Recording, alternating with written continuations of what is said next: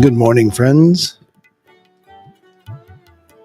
I'm happy you are joining us this morning at Journey Home Meditation's Morning Sit.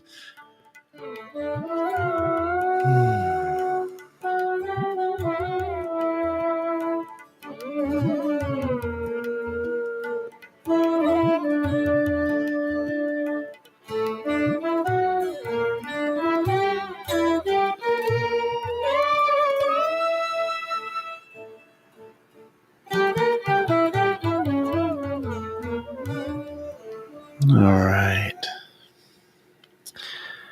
Well, I am very happy to be here as well. Happiness is it's a thing. It's such a thing.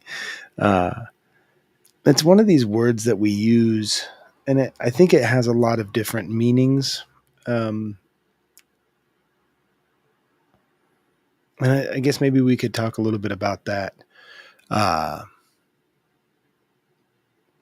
because on one hand, I am happy.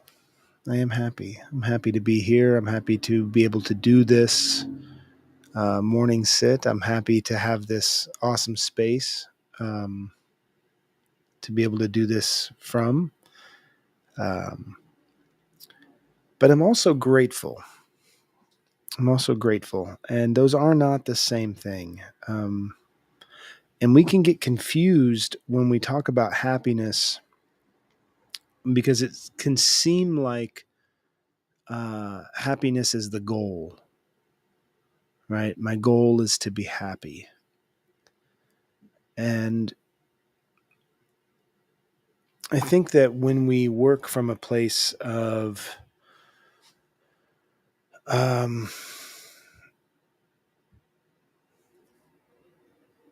trying to attain something that seems like it's distant from us, it seems like it's outside of us, we're kind of already off on the wrong track.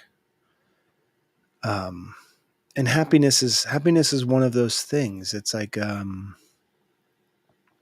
wealth or fame or riches. It can be treated as this reward. Happiness is a reward that you get for sacrifice or hard work, or more often than not, you get happiness as a sacrifice of not feeling sadness. It may sound strange to think of not being sad as a sacrifice, but it is. It very much is.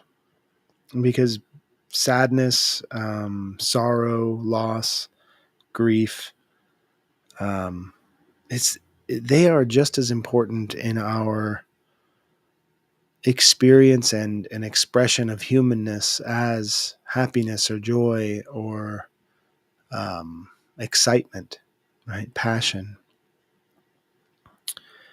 And clearly, in some ways, obviously being happy is a much more pleasurable feeling in some ways, many ways, maybe.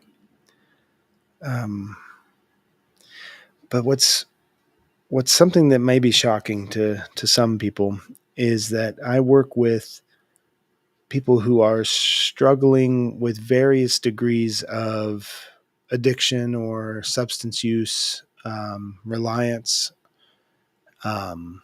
Sometimes it's, chaotic substance use.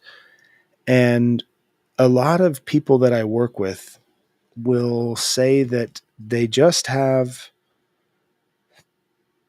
a lot of shame or guilt because they don't have the ability to cry. Um, and this comes up because there's a lot of loss when you have an addiction, and especially if that addiction is to drugs, chemical substances of some sort. There's a lot of loss involved with that way of living. It's built in almost to the culture at this point. overdose is so prevalent. It is everywhere. With the fentanyl and opioid crisis um, really moving through the entire world at this point, we are seeing the largest overdose numbers in history.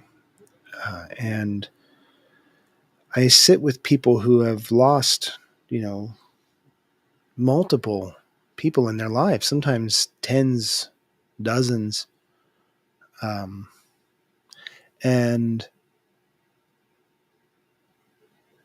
something I see come up often is that vulnerability where they open up to say, I just don't have the ability to feel anything about this. I feel numb. And they're not talking about the high, they're talking about the emotional numbing that they've had to learn to do to cope with the sheer amount of pain that they experience on a regular basis. And the shame and the guilt and the sadness that they carry around not being able to feel the deep loss, the deep sadness, um, is profound. So I do think that sacrificing our sadness for the goal of always being happy is a dangerous and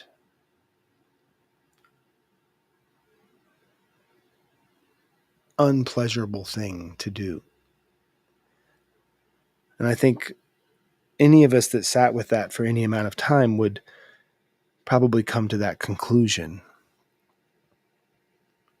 Now, overwhelming sadness that tends to pervade every ounce of your being, that's a different discussion.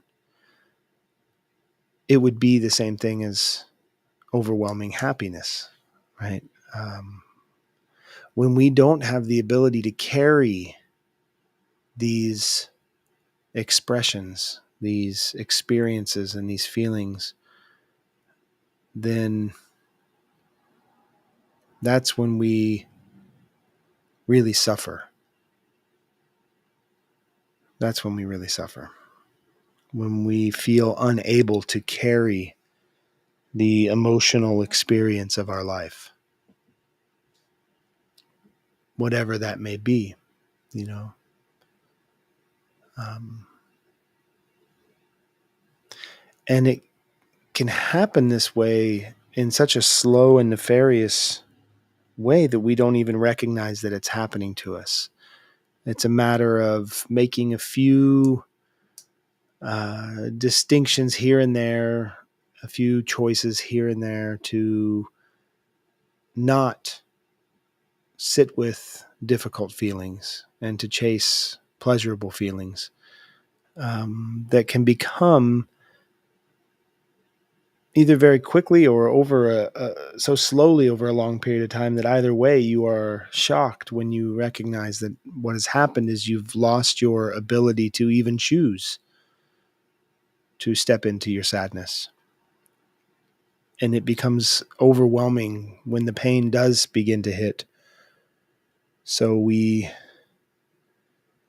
have now gotten to a place where even the smallest amount of pain or the smallest trigger into our emotional states can send us really into fight or flight right away. And our defense mechanisms are up all of the time because we're chasing happiness all of the time. And when you're chasing happiness that way, you recognize how often you are not happy and it feels like a failure. And so you're in this constant state of losing, in this constant place of failing in your mind, right? You're in this way of being that requires a massive amount of grieving, and you are avoiding it.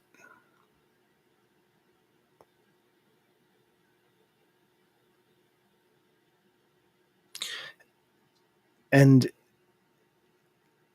I think that the problem that a lot of us are dealing with when we talk about depression when we talk about this misery around not being able to feel happy, not being able to find happiness, I think that what's actually happening is not that we don't know how to be happy.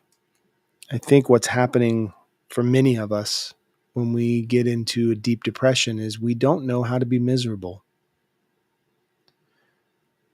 We are miserable. We, we're terribly sad sometimes. We feel terrible. I don't know why I'm laughing. uh, but we get to this place where we have the feeling, but we so don't know what to do with that feeling, and we don't know who we are with that feeling, because that feeling equates to failure, because I just am supposed to be happy. And it's not that we don't know how to be happy. We do. We do know the things that give us that pleasure. It's that we don't understand that all of it is temporary. All of it is fleeting, and it comes and it goes and it moves through cycles. And if we don't have the ability to let it go when it's going, we won't have the same ability to receive it when it's coming back, because we're just chasing it.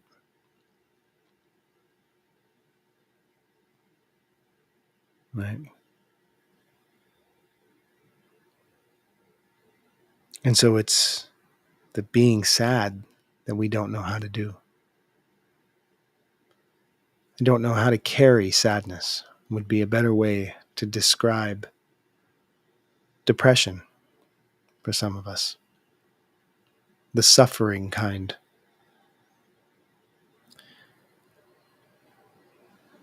There's a song that I have been hearing on different social media platforms, whether it's when I'm checking messages or scrolling through, reading what's happening in the world. There's a song that comes up as a reel, or it's by an artist named Monrovia, uh, African Appalachian artist, folk artist. And he's got this beautiful timbre in his voice, and he's playing, I believe, a ukulele. I've seen in the videos, and just singing these really lovely, gentle, tender folk songs. And one of the songs that I keep hearing, there's a short bit of it from the chorus, and the line is really simple. It says, "Can you be still? There's a void only silence can fill." And that line just really sticks with me. And it comes up, in doing different things. If I'm making tea or taking a shower, whatever it is, the song will come up, and I'll just sing that line over and over again. Can you be still? There's a void only silence can fill. And I think about that void. I think about that hole, that place that we all experience. Every single one of us has a place inside of us that feels like it's been dug out. And we've been looking in so many different ways for a lot of our lives on how to fill that hole. And my friend Froggy, my son Finn, was in an amazing performance piece called The Hole. And the subject of The Hole was talking about that very thing, that hole that's inside of us. And for this piece, the director and choreographer of the piece interviewed people in the community and played the interviews in the background while the people were dancing and creating and crafting this emotional energy in the space. And one of the people interviewed was a friend of mine, and she was talking about her personal struggles with that hole. And she said something that was profound and beautiful. And she's talking about the hole inside that void. And she said, it's not an alcohol sized hole, and it's not a drug sized hole, and it's not a money sized hole, and it's not a sex sized hole. It's a God-sized hole. It's a love-sized hole. And that's what it needs. And I just, when I heard that being spoken, and I'm watching these people move their bodies in a ceremony that's intended to move within me my own stuck emotions and get myself moving. This is what dance does. This is what performance does. This is how art can really reach inside of each of us and really stir things up, right? And that's the purpose of a lot of art. That's the purpose of a lot of these performances, is to reach inside of each of us and move things, shake things, see what falls away. And when I heard that and I'm watching this dance, it all opened up for me. And I recognized for maybe the first time in my life that yes, I do have that hole that I've been trying to fill. And I think a lot of us try to fill that hole with happiness. That's what we think it needs. So we choose really pleasurable things. And we dedicate our lives to it. But we're not really truly happy as a state of being most of the time. Because happiness is this fleeting response to something that we're seeking in that case. But there's a different kind of happiness. There's the hermit's joy. There's the joy of not seeking anything external that even exists in prison cells. You know, when you see Archbishop Desmond Tutu, and he's just overflowing with joy. And it doesn't mean that he's not dedicated to the end of suffering, and it doesn't mean that he's not experiencing and has experienced a great amount of pain and suffering in his life. He absolutely has. He's found a way, and many people in this world have found a way to carry all of that and be joyful with it, be grateful with it. That happiness is a different level of happiness then. It's something that comes from within, not something that's being chased from without. So when I say I'm happy to be here today, I hope that I mean that level of happiness that doesn't need to be chased. And when I say that I'm happy that you're here, I hope that I'm being honest with myself that this is the happiness that I'm not chasing as well. That this is that available happiness that's there for all of us because it comes from within us. And it comes from that place that doesn't have boundaries or borders, and it doesn't come from a place that can be hoarded or locked up. It comes from a place that we can all dip into all of the time because it moves through us just as the breath does.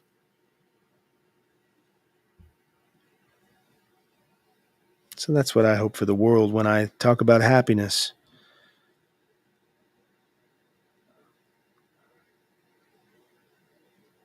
I guess it's just the ability to feel everything in a way that you love it all.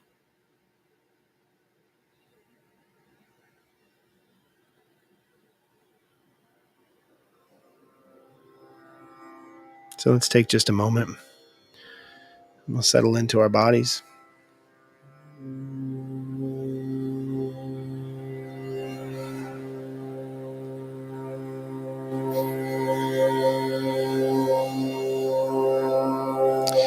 Now, when we talk about finding stillness and inviting silence, stillness doesn't mean that everything around you stops.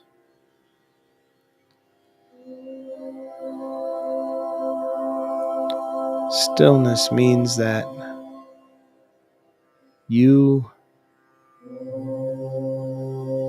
don't have to insist upon anything around you changing for you to find balance.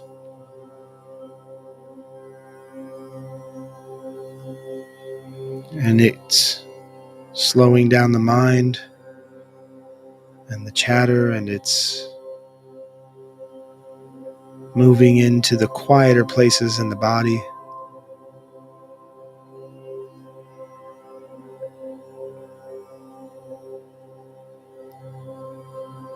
And it's finding our ability to sit in such a way that anything threatening about our being can fall away. And anything that we are afraid of in the world can just fall away. And in that moment of stillness,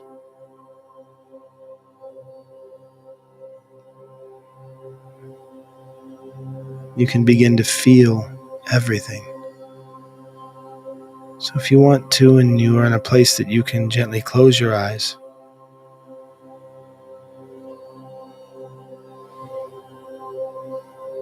and just move your body into a balanced and comfortable place. And let your hands just lay on your lap.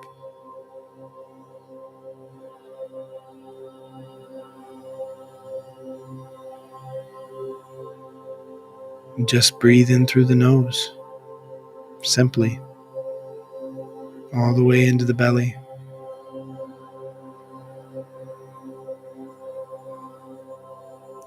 Slowly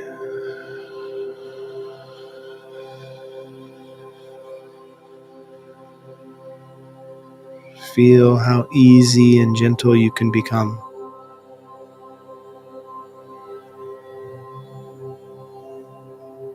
as you move into stillness.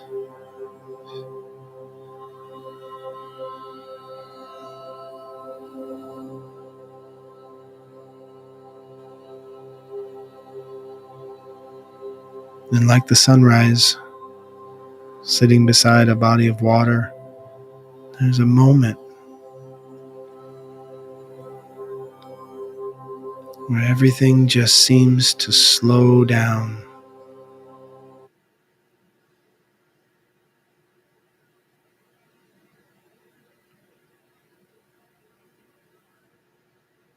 And the silence is there.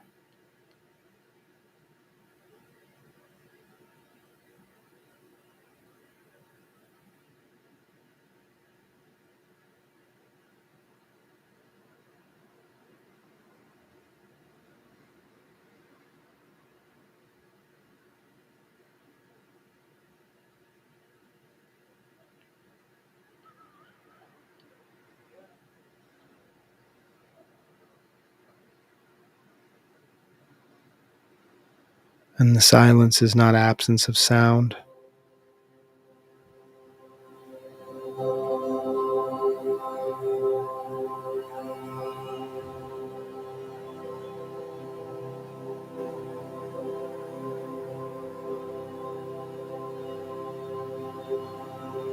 It's the freedom from having to attach to the sound.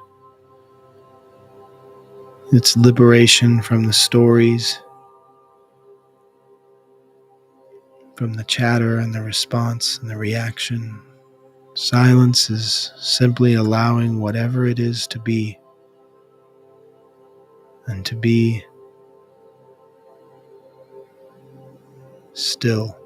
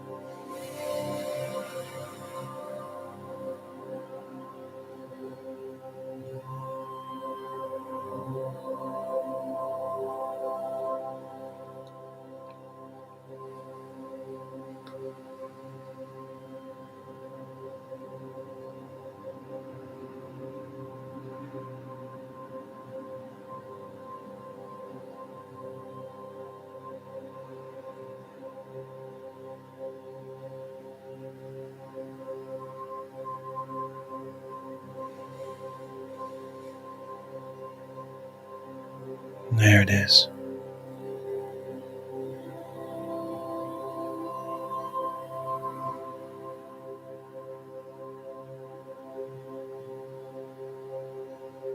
And in this place, you can carry everything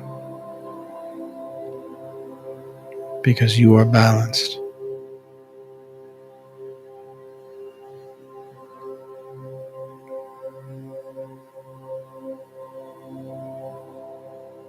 Carry your sorrow and your joy.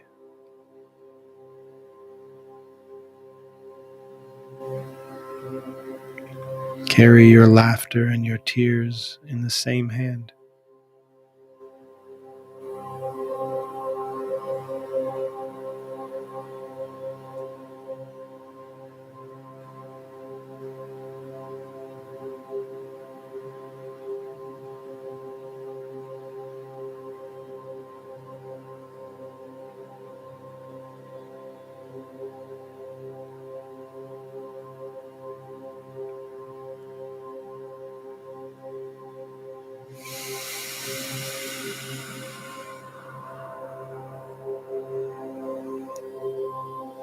Thank you for being here today on the journey home.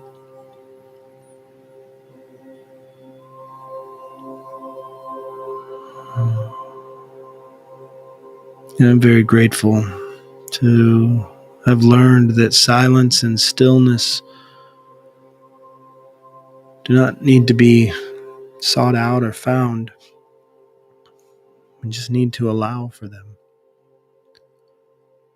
We just need space. So sitting just for a few moments even, breathing gently in through the nose, feeling the body as it moves to bring in breath, and feeling the body again as it moves to let the breath out. We're receiving and we're letting go.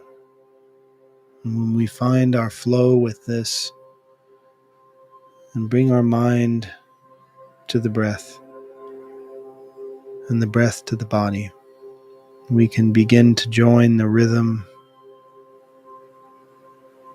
and the dance of life. And there's so much amazing things that you're carrying right now. So many wonderful ways of being. Just allow yourself to experience them and let them come into the world through you.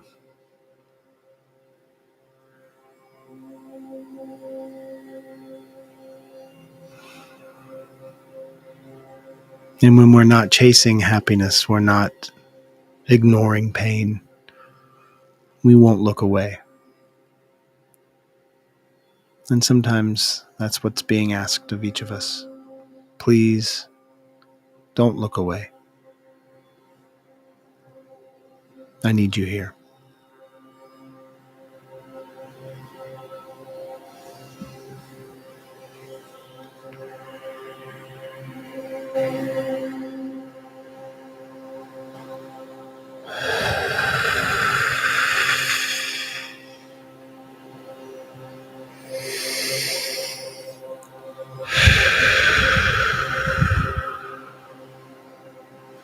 Thank you, thank you, thank you. Adios.